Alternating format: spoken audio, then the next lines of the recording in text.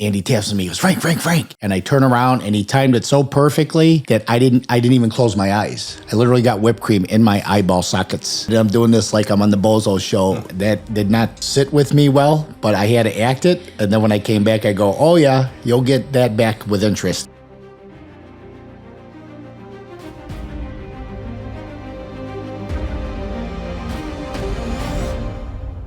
Hello, everybody, and welcome to the Warrior Podcast. I am Frank Lardino. I am here with two of my Warrior brothers today, Phil Lotzoff and Kevin Watson.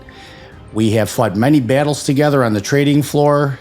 We're going to tell you some crazy stories about the trading floor, interesting things that happen. It will be very entertaining. And on that note, gentlemen, say hello to our audience today. Hello. Thank you very much, Frank, for inviting both Kevin and I to this podcast. It's an honor. It's my honor. And you, Kev, happy to be here? Absolutely. Awesome. Thank you. We're just going to freewheel this, guys, and we're going to start telling some stories. To give a little backdrop of the trading floor, we are transacting large financial transactions, okay? We're buying and selling. We are hoping not to make mistakes, because if we make mistakes, we could lose our entire net worth, all right? It's a very high-pressure job, very stressful, and that environment creates a ball-busting mecca, okay? If you're the type of person that you cannot take ridicule, or when people kid around with you, you will, like, self-combust like a vampire in the sunshine. So you learn that early on. To survive, you better be able to have some thick skin. So we're going to share a lot of ball-busting stories here. We're going to share stories about kind of corruption and how people were often on the take and on the bribe. It's going to be pretty interesting. So we all got our own stories and our own versions of things. And just so you know about my relationship with these two guys, we worked out every day, Monday through Friday, before the trading floor opened, running hundreds, thousands of miles. We've ran weight workouts. We've climbed mountains, run marathons together, fishing trips, you name it. These are my guys. If we go to war, like a real war, we will be together, shoulder to shoulder. Very close, very tight. And these guys, these are my best friends here. I'm going to start out by talking about gum traps. So let me grab a trading card real quick. Yep, I don't have a trading card handy, but trading cards were what we recorded all of our trades on.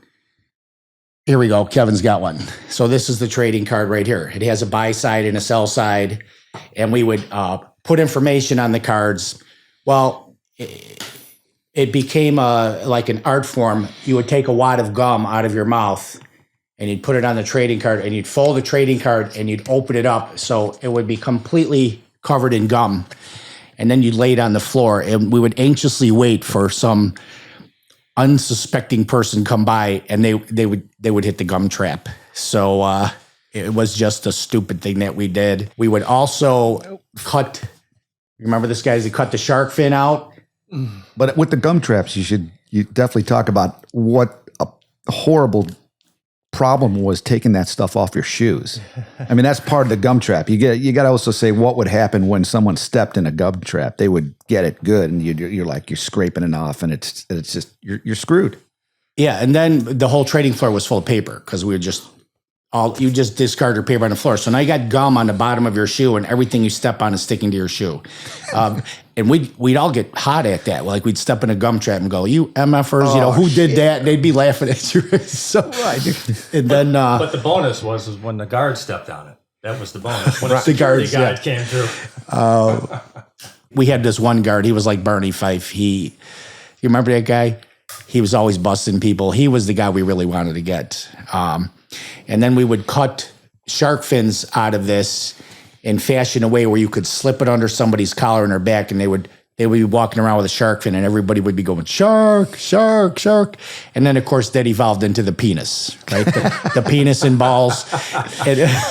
But the person often who would have the shark on their collar wouldn't know it. So they might even start yelling, "Shark, shark," and not realize that they have their own shark on themselves until it dawns on them, and then oh shit, they got me.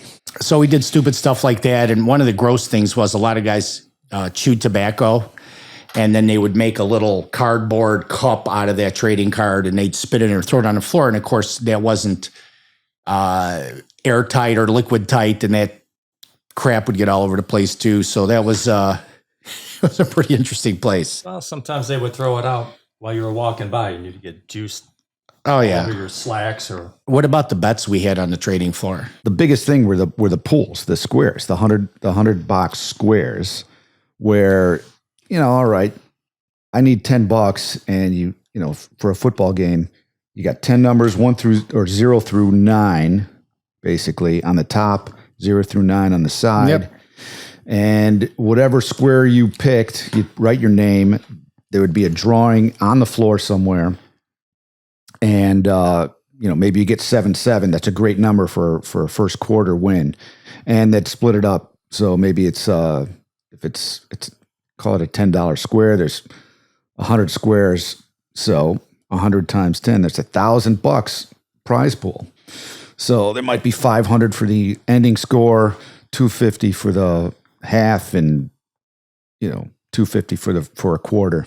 Just for an example, the numbers would end up getting crazy. It would be like, hey, I need $1,000 for a square. So you'd have. I ran that poll. Did you remember that? Well, I ran $1,000 poll. I was going to go there. Well, I don't know if you remember this, but when you ran that pool, you gave me the stack of money to take home, and you said, bring it over to my house this weekend. I remember $100,000. I had all that money in my backpack, and I'm walking to the train, and everybody that walked by me, I swear to God, I was going to get rolled. They knew I had it. Well, the guys would come up to me on the trading floor. Hey, can I get a couple squares? I walk out there with 12 grand in my pocket, and I would have you guys walk me to my car because I didn't want to get rolled. In the 1 year, Mark got in it with me and Mike got in it with me. We bought a square in my own pool. So it was $1,000. Mark and I took 45% of the square, and Mike took 10%. So 10% was $1,000. Now I told Mark about the pool, and we won the pool. All right. And I put in the square Mark the man because I didn't want my own name to be in the square, because then people say you cheated, but you can't really cheat on that. And because the numbers are drawn randomly, and Mark had never paid me. So he came to my house. They go, hey, asshole, we won the pool. And I threw a wad, it was 24 grand at him. He's like, get out of here. I go, we won the pool.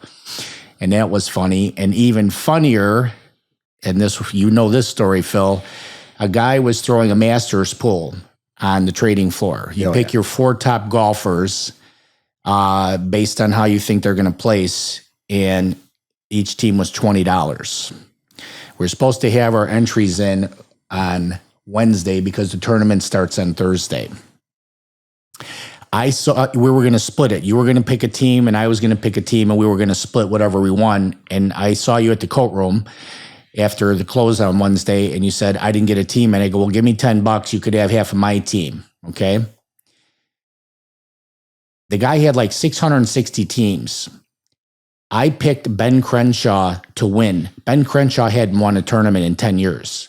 He was my sentimental favorite. He was regarded as the best putter in the PGA. And the Masters, Augusta National, is a very putting intensive course. Out of the clear blue, Ben Crenshaw wins the frickin' tournament. Not only didn't anyone pick him to win, nobody even had him on his team. They accused the guy running the pool of cheating. He's like, there's no way anybody's going to pick Ben Crenshaw on their team. And then my friend Phil, who just gave me $10 at the end of the day, I'm giving him $3,500 on Monday morning. If you don't mind me saying, he wouldn't have won unless I gave you the $10, Frankie. Okay, boom. Boom. We bet on everything. I don't even remember who it was. A guy bet he could eat 10 Big Macs. So that became a big thing, and everybody went to the break room, and he failed at that. He was not able to do it. Another bet was being able to throw a ball over the river. Yeah, I remember that. And I think somebody did that. Was it Chili who did that? I want to say it was Chili who did it. Yeah. And Chili's a monster. He's 6'9" or whatever. 6'9", 300 pounds.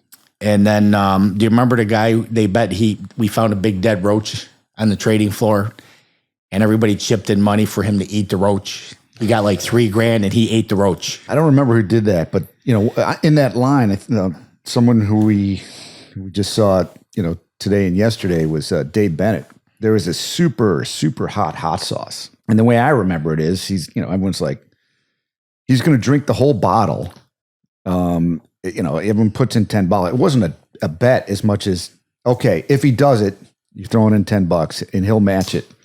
He ends up drinking the whole bottle and spent the next 2 days, not in the hospital, but basically sick because he drank the whole bottle of this unbelievably hot sauce.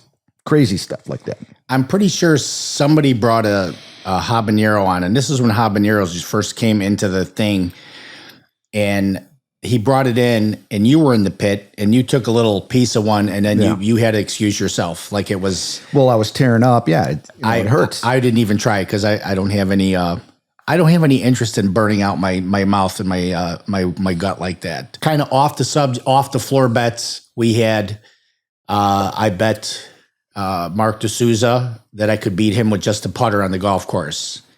So we picked a hole. It was the first par 3 on Dubs 2. Not Dubs, but number 2. Or number 2. He hit his first 2 balls into the woods, and then I teed off. It was over a ravine. And putters, you're not supposed to be able to loft them, but I got it over. It hit the hill. It bounced up, and it landed on the green like 10 feet from the stick. I couldn't hit a better shot with any club in my bag. So I got a dinner off of him. I got dinner off of Nitro. I gave him 18 shots, but I made him carry his clubs. And it was like 88 degrees that day, and he almost died on the golf course. Him and his wife took me and Dorothy to You should Morton's. say that Nitro was super muscular, very buff guy. You should also describe what his look was. Yeah, strongest guy naturally I've ever met. But he was not a cardio guy, and that was my forte. And you killed him. You killed him with that. I think like JoJo had one for $10,000 a square, and it was $1 million winner take all. And I think they put the kibosh on that. Or maybe JoJo had a $5,000 one, but somebody at the board had a $10,000 one, and it was $1 million to the final, winner take all, million cash. So I want to say that that pool, if memory serves, they condensed it into like a quarter. It was a 25 square pool. So instead of there's 5 numbers and 5 numbers, and so yes, it was $5,000 a square, but it was less. It wasn't 100 squares. But there was $1 million winner take all at one point. I know that. Wasn't there a car one that we had too? Somebody won a car? The pool? Well, that was I don't remember that. Yeah. I was lucky at those polls, though. I won a plasma TV when that was the big thing. Yeah. One of my other fond memories is the pie in the face. Were you there for that when I got pied in the face by Andy? It was my birthday that day. Yes. Right? So they had told everybody on the trading floor, hey, at 1 o'clock, Pump's going to get pied in the face. So nothing was going on. And, Andy taps me. He goes, Frank. And I turn around and he timed it so perfectly that I didn't even close my eyes. I literally got whipped cream in my eyeball sockets. And the whole floor went up for grabs. You know what I'm saying? And I'm doing this like I'm on the Bozo show, And that's what I mean, guys, about the thick skin. That did not sit with me well, but I had to act it. And then when I came back, I go, oh, yeah, you'll get that back with interest, all you assholes. So that was the thing about the floor is, it was feast or famine. So that was definitely a famine particular moment. But what I mean by feast and famine, when it was busy, you didn't have time to think. You didn't have time to eat. You just rocked and rolled. You were sweating and you were rocking and rolling. Or it was almost the exact opposite. You'd be standing around and there's nothing to do. And that's exactly when the gum bombs came out, the sharks came out, the pies in the face came out. And, and rumors would fly around the pit because everyone's just talking. There was nothing going on. So that was one of those moments, the famine. I have so much written down here. Go through them. Let's rock and roll. Well, first of all, let's talk about our morning workouts.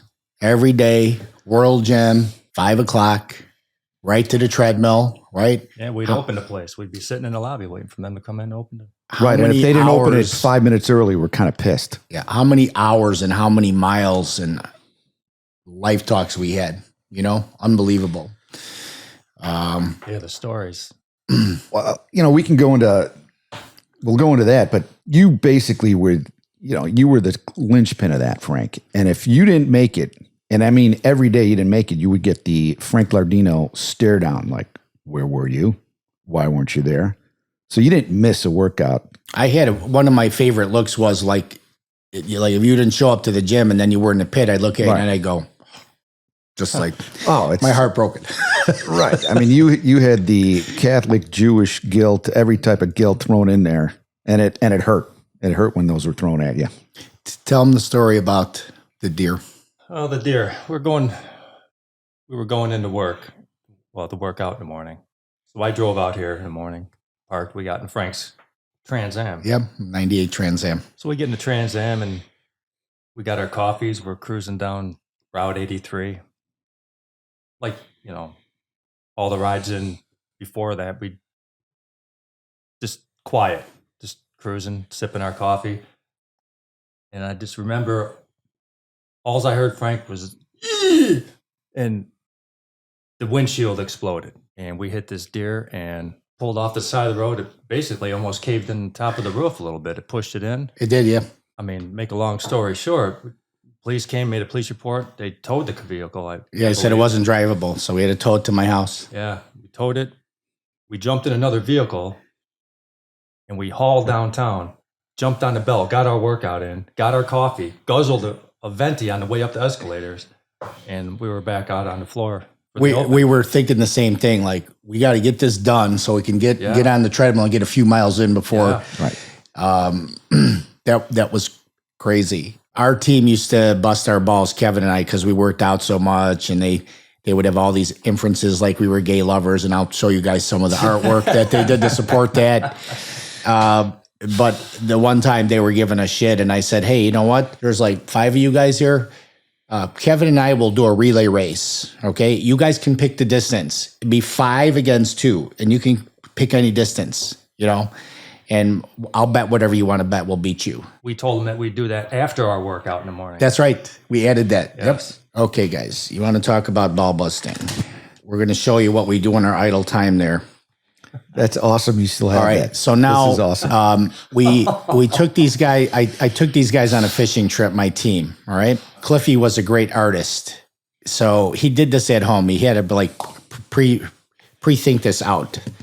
So let me see if I can. You guys are already cracking up. This is my favorite. So if you could see this, all right, this is me with my clothes on and the other guy's naked, and he drew everybody to scale. Like, this is what our bills would have looked like comparatively. And Kevin's got the long hair and the small butt and the lean body. Like, that's how he's built. And then this here is saying, hey, Frank, are you sure this is how we're supposed to catch fish? And I say, trust me. Okay. So just crazy. Which one's Andy? Andy is... Andy would be the one right next to me, I would think. I think he's the guy. Yep. Then it's Kevin, Cliffy, and then Mike Taylor. So Andy's got like the blockhead, which is hilarious. Let me pull out a few more. So Kevin and I would go to Vegas every year. Oh God. So this is Kevin and I sitting at a bar. That's me with the thong on. I go, "Viva Las Vegas, Kev." And Kevin's like, "Amen, Franco," and he's grabbing my ass. Okay. Clearly a famine time when those were drawn. I'll just pull out a few more of this. So we had a guy in the trading floor who was a notorious cheater in golf. Okay. So this was the front of the card, and then this is the back of the card. He'd shoot a 98, but he'd post 78. Just funny stuff. Here's another one. They love to kill Kevin and I. This is Kevin giving me a massage. We're both naked. Frank, Las Vegas is always a great idea.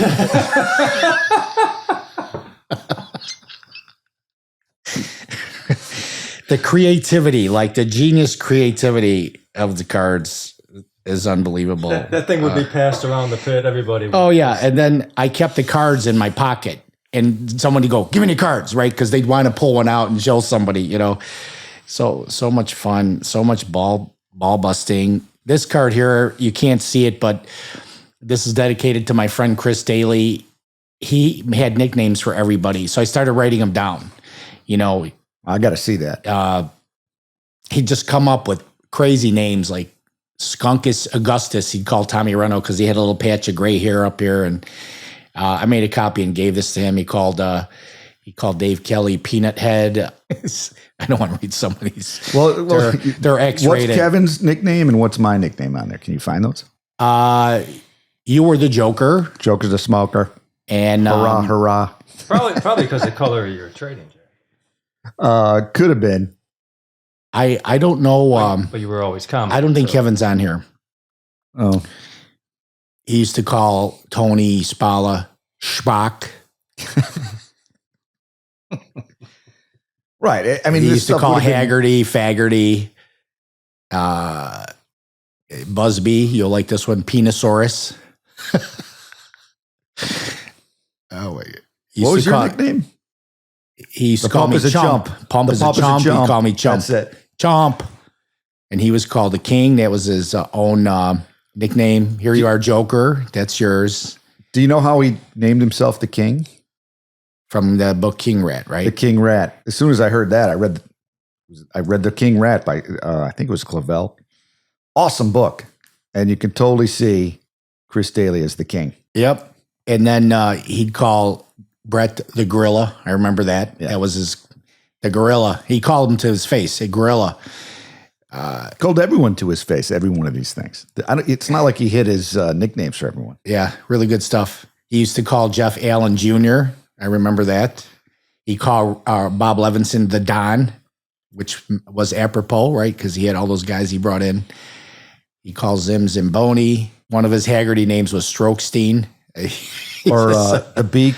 The Beak. Yeah, that was Grzanovich. Yep. So much fun. Oh, he also called Brett Magilla. Gorilla and Magilla. Well, makes sense, right? Yeah. So Chris Daly, thank you for bringing so much joy into our lives and so much creativity. Hopefully you'll laugh when you see this. Had some physical altercations in the pit, guys. I remember you probably saw it. Terry Goldberg slugged somebody in the pit. I remember that. He punched somebody in the face or the mouth. Well, I was facing I remember it, but I didn't see it because all my guys, my clerks were behind me and they saw it. I was facing the other side, so I didn't see that. And I'm not sure we should name names, but like we know the story. One guy headbutted another guy. That didn't go really well. So I saw this because it was in my pit. They were beefing across the pit, MFing each other. And the one guy got the edge on the other guy, and they went, whoa. So this guy went across, and boom, he headbutted him right there. He messed him up pretty good. I think he got a $200,000. Was that $200,000 at that time? Yeah. Wow. Because he had some damage. He had a concussion and all this other stuff. So that was interesting. I never got in any physical altercations, but the closest I got in was with Coin. My buddy. Yeah, he came into my pit and he was shooting 1,000 lots and he hit me on a big number. And then I got a reload and I was screaming at him like, Tony, because I wanted to, and he was, so I had to get it done. So I started going to other people and he saw it. He started screaming at me, I was calling for you. And he bull rushed across the pit. He's like, let's go. He's like, okay. So we both walked out of the pit and everybody was like, ooh. And I was talking to him while walking. I'm like, dude, do you really want to do this? I mean, this is not going to go well for either of us. I did call your name. I said, I'm not that stupid. And he's like, no, man, I'm having a bad day or whatever. No, we went back in the pit, but that was the closest I ever got. I never wanted to fight with anybody. I didn't either, but I had my little altercation with Coin as well. And that did turn into a fight. I mean, they said I egged it on, but I didn't. The same type of thing. So I'm offering, literally, I'm offering 25 at whatever the price was. It was 5, 25 and 5 forever, 25 and 5. And Tony was literally one of these crazy guys who you wouldn't see for maybe a month, even a week or whatever. And then all of a sudden he walks into the pit, 5 bid. And I'm going, Tony, sell you corners, sell you 25. But everyone's hitting him because it was such a huge. And I'm like, I got to get my stuff done. I don't know if it's going to go 5 offer again or what. So one of the traders right in front of me says, I'll buy him. I'll take him. Buy him. So I'm like, fine, here's 25. He's checking all his stuff up and someone said, hey, I think Lotz was trying to get you. So he goes to me and I'm like, no, Tony, we didn't trade. I tried getting you. And he starts going off on me for some reason. I'm like, no, I'm sorry. It didn't happen. And so he's literally starts, you fucking kike, and he starts yelling at me. And, I'm like, really? I mean, stop it. And so that everything kind of settled from there. But I basically yelled something. I mean, I heard that the only way he can get off, was he needed something in his ass. Like he needed a hairbrush in his ass. Because that was a legend down there. It was one of the rumors, when it was famine, the stuff floats around. Anyway, so I said, what do you need, a hairbrush? He didn't hear it, but then someone told him about it. So he says, he starts yelling at me again in the pit. And it's now, by the way, it's 5.5 bid. So he's just getting madder and madder because it could have been money to him. And he's like, say one more word, Lotz, say one more word. I'm going to, whatever. I'm like, what are you talking about? And I do the moose ears to him. Boom, that's it. He comes storming across and he starts swinging, and then everyone saw what was going on and they blocked him. And I got a scratch, and it ended up being a $5,000 fine to me and $20,000 to him. So when you were saying $200,000 fine earlier for the other story, I was like, holy cow, that's a lot of money. And I was on the pit committee at the time, and they booted me off. So well worth it, because I still have that story today.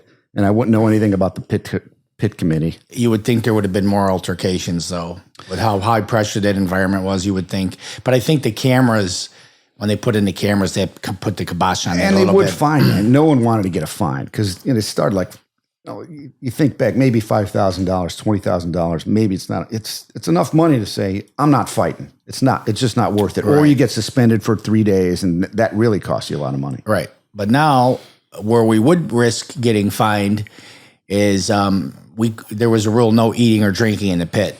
And I mean, we had guys that they specialized in, they could smuggle in like sacks of food in their coats and stuff, and we had salsa eating contests in the pit. Like, we always took the risk on that. But what was it, like a $250 fine if they caught you eating stuff in the pit? Yeah. So it wouldn't matter, because I remember we had a feast day. We were busy it was like, maybe it was unemployment, and I sent out one of my clerks. I'm like, here's $50, get as many cheeseburgers as you can. And he goes and literally, I think it was like, he got 40 cheeseburgers. He had them all over, stuffed in his pants and everywhere.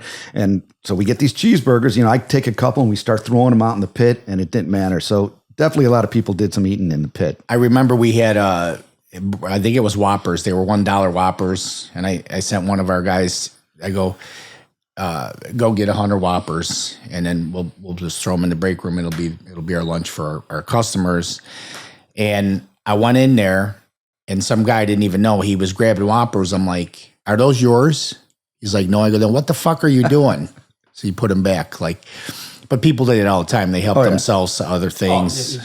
Yeah, people go in there and help themselves to people's pizzas and burritos and all this stuff. Yep. I'm pretty sure I heard this story about Jimmy Place, who I just saw yesterday. I love him to death. I think on some Fridays, he had like Nick's Fish Market bring food over and serve it on china in the break room. That's what I heard. I mean, that's his style. He's larger than life. What a great guy. We'll get him on the podcast. He's got some interesting stories too. Now, Kev, I'm pretty sure when you came on the floor, we had stopped the process of card throwing, correct? It was still going on. So just so you guys know, like the trading floor is like a coliseum, and the distance between the pit and like the highest spots of the coliseum is pretty far. And when we would fill an order, we would put all the information on the card. This is the recording of the transaction, and we would fling the cards up to the desk, and it was an art form. You had to put the proper spin on it, like a frisbee. And there were guys that were amazing at it. They could hit anybody, at a distance. They did away with that because it's obviously one would go awry every once in a while, and it could hit someone in the face. And then right if in the eye. you didn't throw them good, like I had plenty of foul ups where the card just fluttered to the floor, and then you got to sift through all this rubble, right? Gum bombs. But that reminds me of one of the funniest things ever. Andy Thompson, one of our team, he figured out a way that he could shoot a rubber band like 10 times further. And the way he did it is he would stretch the rubber band, and then he would make one side real tight, so it would create a rotation on the rubber band like a frisbee. And he was deadly. You should also say that he was almost always facing out of the pit. Right. He's facing the people, in the higher parts of the Coliseum. So he said, watch this, Frank. And I'm not going to tell you who he hit because I don't want to implicate him. This guy was at the very top. He hit him square right here in the bullseye. And then Andy turned around. He's like, dude, did you see that? I go, oh my God, he's livid right now. We're looking at him, and he was one of those guys that didn't have thick skin, okay? And he was the boss of a desk. And he goes, should I go up there? I go, yeah, maybe you better go up there. So he went up there and apologized to him. But he hit him square in the mush from maybe 60, 70 feet. It was unbelievable. It was a floor full of young, deviant men who will create a lot of different things that are just hilarious and just to screw with someone. Just to get someone. Like, haha, let's see if this works. I have a funny memory about TCal. I had a 500 lot, and nothing was going on. It was like sell 500 at the bid. I'm like 50, 50, 50, 50, 50. I did 10 50 lots, and I didn't hit him.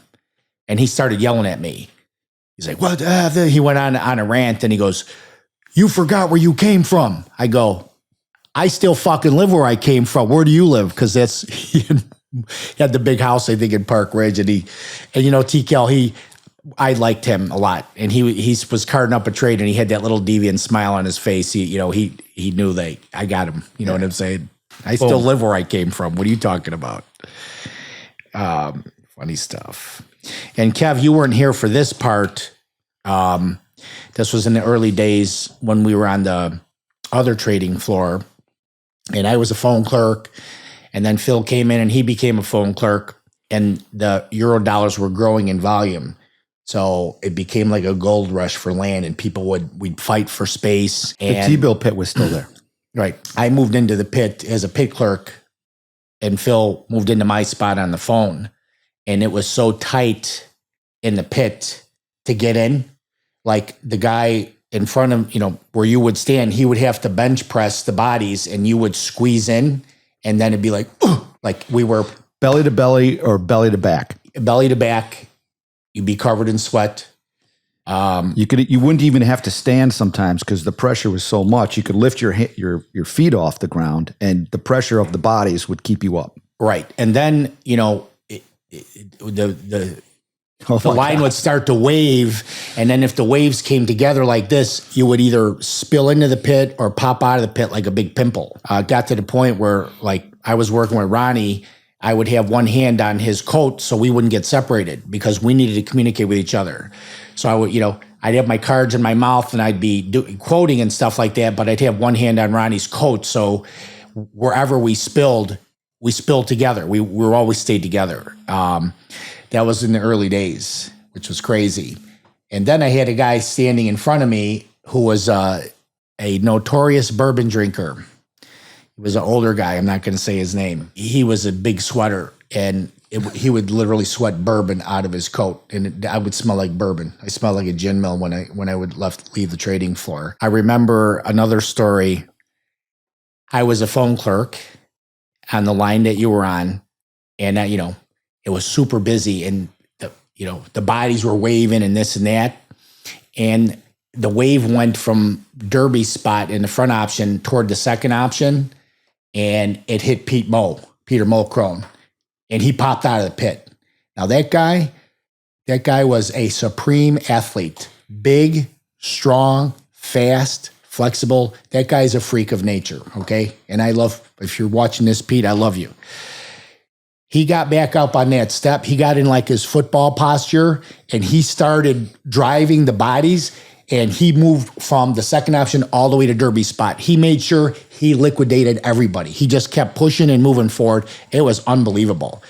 And that led me to another story. When I was an order filler and I was standing next to Faz, and he just said out of the blue, he goes, "What would you do if that guy came at you?" And he was looking at Pete Moy. I go, "No."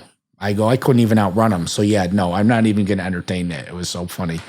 But Pete used to put his foot on somebody's shoulder. He'd be standing in the pit, and he was so flexible. He could raise his leg like a martial artist. Like, he was a freak of nature. So I'm glad I got to play some rounds of golf with him. He was a cool guy. I like Pete a lot. What else you guys got? Kev, you got some stories, Phil? Well, I was just thinking about the London line. That's what I took over. Basically, I think I was hired to get you into the pit. And I was new on the London line. You're in the pit, and it was a famine moment. And on that London line, basically our job was we would just quote the markets all the time, the front markets, 4-5, 4-5. At that time, it was a full tick.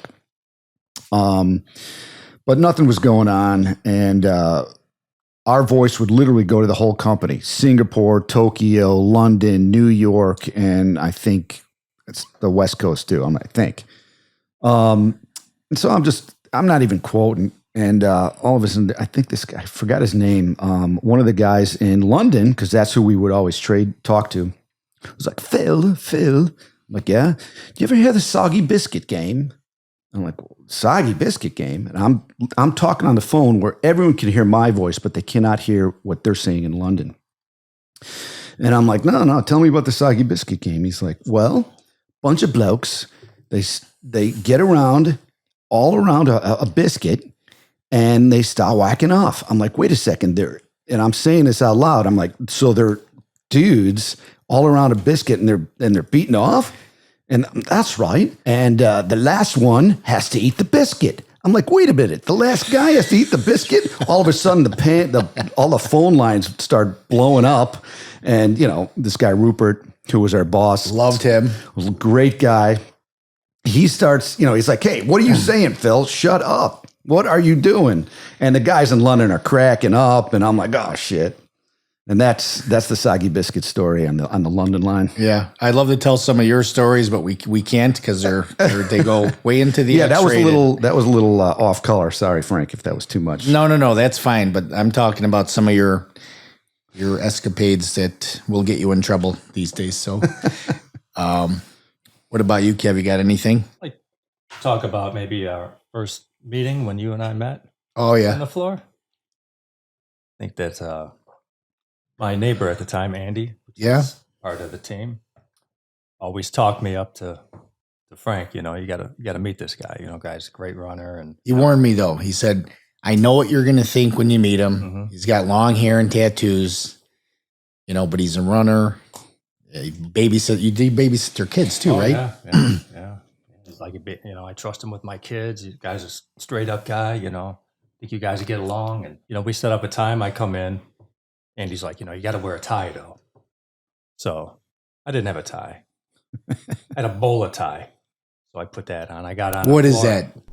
Bowler tie is just like a piece of leather with a Yeah. little thing that just zips up to your neck. Like cowboys wore.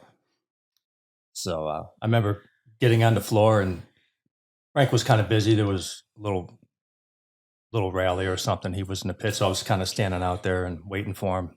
Slowed down a little bit, and I'll never forget this. It's like the clerks parted ways a little bit, and he comes stepping out, and he steps down, and he steps in front of me, and we're face to face like Rocky and Mr. T. We're just like I love the way you say that. just looking at each other, all stoic. And he's like talking and explaining stuff, and I'm just kind of looking at him and nodding. So, we go our own ways. I go home. Andy gets home, and we were talking stuff, and I just told him, I said, I think that Frank, he's a narrow-minded motherfucker, man. And then you had your own opinion to Andy. You're like, Yeah, what's the deal with that guy? What's the deal He's with got this an guy? attitude, You know what I mean? whatever. Long hair. Yeah. You were very stoic. Like I was talking to you, it was almost like, I don't know if you were listening to me or not. I just said this to my cousin yesterday. I've never been good at first impressions. I'm just one of those things I'm not good at. I mean, look at here we are today. I didn't like this kid either. I'm like, What? Who's this guy? Cocky little such and such. That's funny. I was right about that, but I like you now. So okay, I was cocky. Frankie, you were lifting at the time. You were all about it. And he's like, this is what you said. You go, I'm going to, at something, I shouldn't say exactly what you said, but you're basically, you're like, have you ever seen this? And then you flex your forearm and you got all the veins popping. It's a roadmap to success. Well, okay, I'm cocky. No, you were cocky. You were a great poser, though. You had the bodybuilding poses, the ab pose. That was the best. Who remembers Frank's dad at the gym? Oh my God. Do you remember that guy? Right. So, we should give the backstory. I mean, basically, You guys are assholes for bringing this up. But go ahead. So, I mean, pretty much the gym was pretty much like the floor, but just less people. So everyone had a nickname. Everyone had a nickname, and they were regulars, especially at 5 a.m. every day. And Frank, I mean, look, your badge was Pump. That's who you were. You were huge. You were basically you were fit, very fit. And there's a guy that came in, and he was an older gentleman. We think he was older. He literally had no legs, no ass, but his upper body was kind of huge. It was like weirdly wide. What else would you remember about him, Kev?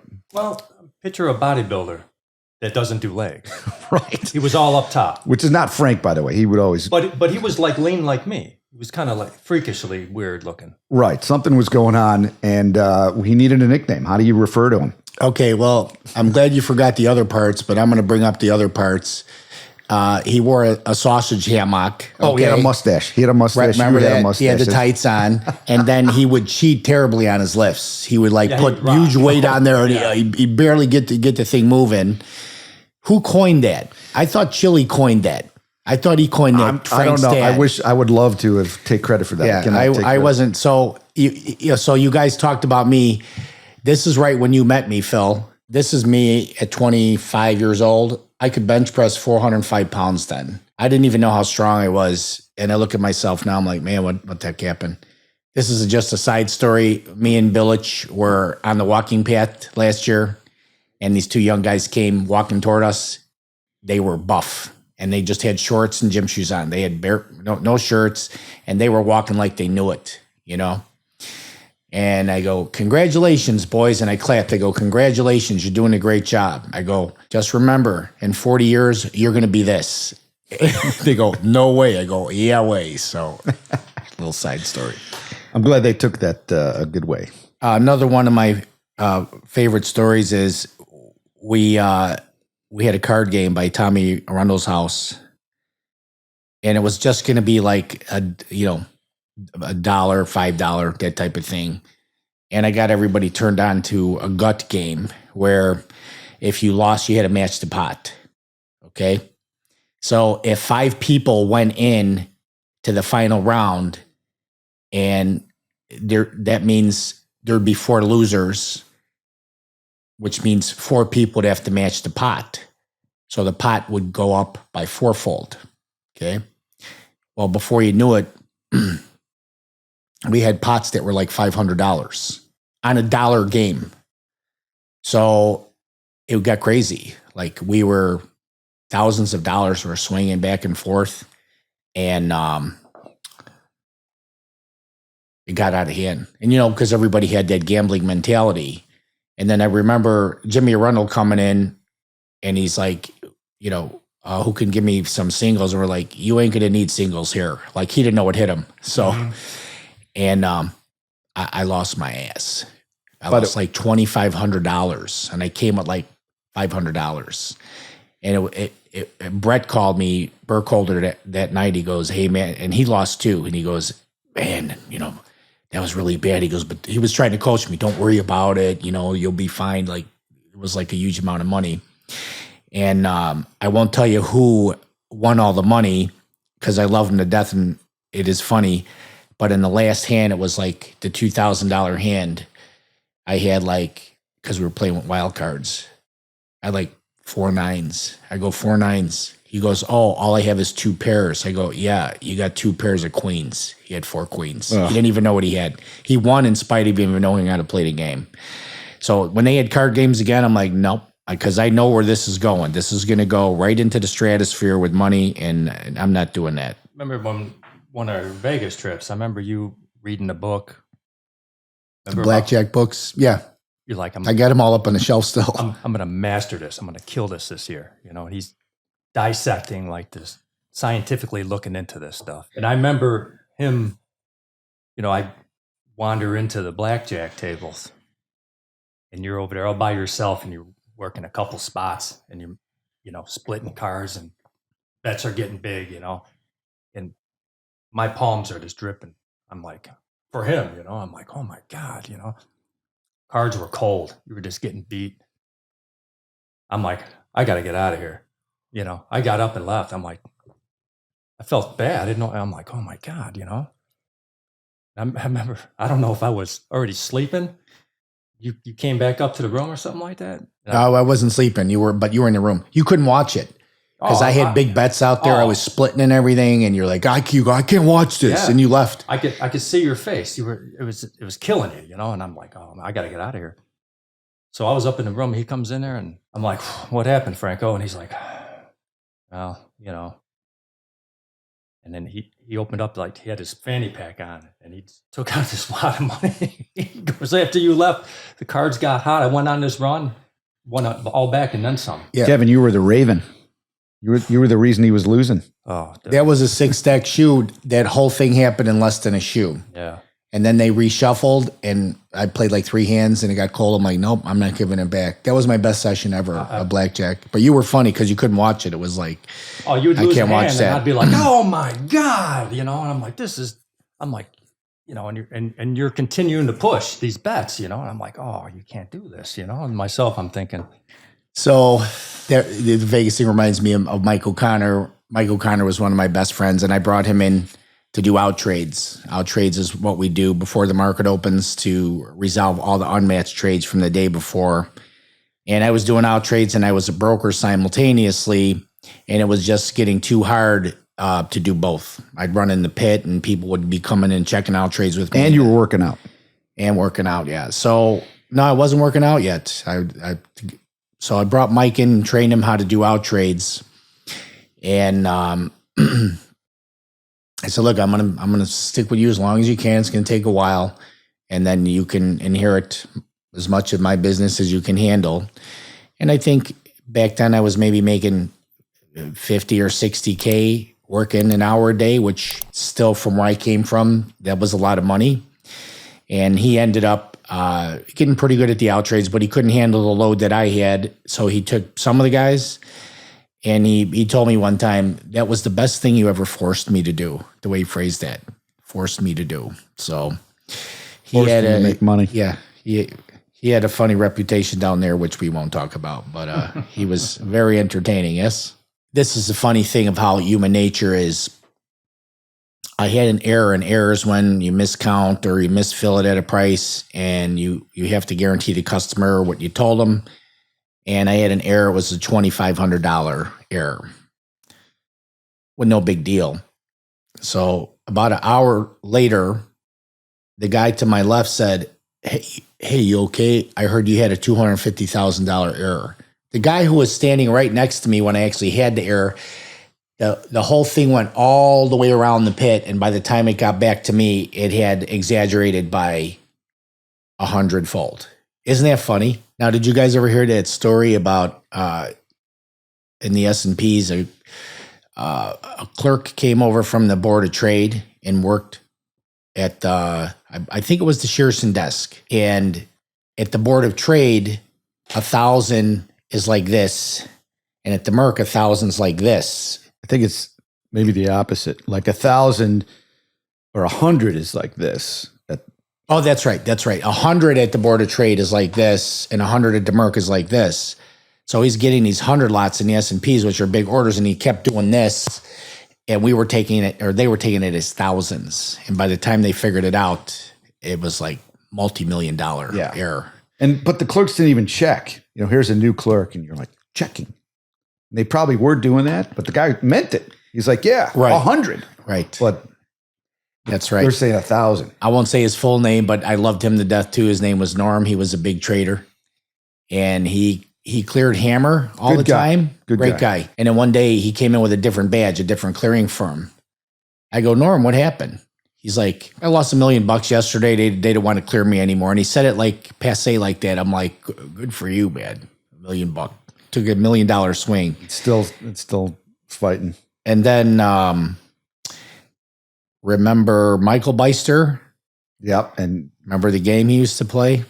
well, you should, just say it. He was a math Savant. savant. Yeah.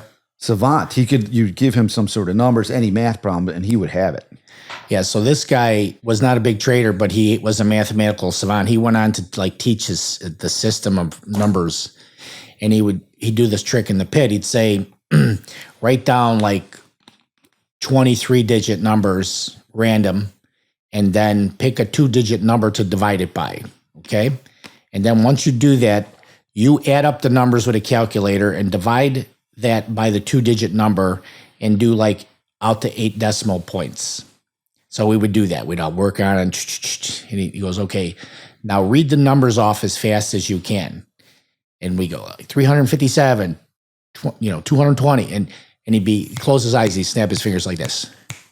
You go faster. And then you go divided by 58. And he would go 373.184. And he'd take it all the way out past the calculator. It was unbelievable. He's got a YouTube channel now. That was one of the coolest things. He would just stand there and count for Norm. Norm would be like, spy, I'm sold. And he just like ding, ding, ding, ding, ding, ding, ding. You're long 5,000 or whatever. Like, it was pretty cool. And then let's backtrack about the ball busting, off the subject. But so you conned me into running the marathon. Sure. So I had never run more than 8 miles on a treadmill, I don't think. And you were training for it. Tell a story. No. We were running, and we would run basically for the first 40 minutes of our workout. And you would crank it up to 9 miles an hour. And just, that the sound of ba-boom, ba-boom, ba-boom, your feet on the treadmill were cranking it out. So I was just thinking about like, wow, you're basically doing 10 miles in an hour. Something or less. Well, 9 miles an hour is 9 miles. Right, but you would crank it You up. must have failed math, but whatever. It's just basically. The word basically gives me a little leeway there. Anyway, so what's the difference? Why not just double that, and then you're practically right there in a marathon? So that was my thinking. Yeah, but it's not double, it's triple. Okay, there you are with the numbers again. Well, no, 9 times 2 is 18. And 9 times 3 is 27. 26.2 is close to 27. Whatever. But that's not the way I was thinking. This is how we're ball busting, you see. And I'm like, we can do this. And not only that, we'll do it fast. So that was the thinking. So we didn't even train, basically. We just trained for that hour a day really fast. And I wasn't that fast. I'd go 8 miles an hour. That's what I would do because I have shorter legs. And then we ran the marathon. We signed up. We went the day before, I think. Were you there? Did we go together? We went on Friday, because this is going to lead to the ball busting story. We went Friday to McCormick Place. We got our packet, okay? The expo. Now, you asked me, you said, just try to run half with me because you had Chuck come on and run the second half. Right. So that was my goal, was to do the 13.1 miles. But that's not the story. That's a whole nother off-the-floor story. So we got back to the pit on Friday, and I announced I was running the marathon with you. And Sean, my clerk, who was a triathlete, he was kind of a husky kid. I remember Sean. He says in front of everybody, how are you going to feel getting your ass kicked in the marathon by somebody who weighs 30 pounds more than you, right? And everybody's like, Oh, whoa. I remember that. And I go, dude, of course you're going to beat me. I've never run more than like 8 or 9 miles. So I ran the marathon. I finished the marathon. I'm standing there waiting for you. And then Sean comes over the finish line like 10 minutes after me. And he looked at me and he's like, how far did you run? I go, I finished 10 minutes ago, Sean. And I go, but congratulations, you know, and his parents were there and everything. Monday morning, my body was a wreck. I gimped onto the floor.